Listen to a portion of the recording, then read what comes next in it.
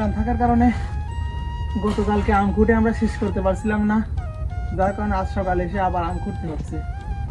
এই আমগুলো তো পাকা খাওয়া সম্ভব না, এই আমগুলো দেখেন শুধু আচার বানানো যায়। আজকে আমরা বাসায় গিয়ে দেখি একটা নতুন ধরনের কোনো আচারের কিছু সিস্টেম কিছু করা যায় কিনা। তাছাড়া তো এই আম দিয়ে আর কিছু করা যাবে না, বাজারে অ্যাভেলেবল যে ঝড় হয়েছে।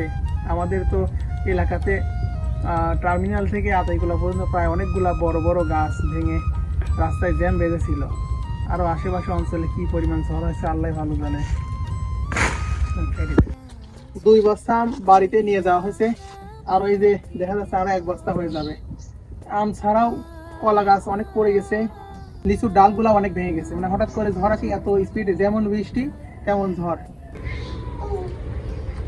বাগানে ঝড়ে অনেক আম পড়ছে, আম আমরা কুটে নিয়ে আসছি, আচার খাওয়ার জন্য অনেকেই নিয়ে গেছে।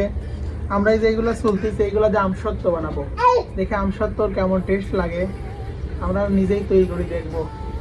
আর যারা আচার বানানোর জন্য যারা আম নিতে চান আমাদের এখান থেকে আম নিয়ে যেতে পারেন। এই যে অনেক আম আছে, সম্পূর্ণ বিনামূল্য, কোনো টাকা দিতে হবে না। কোথায় কি শেষ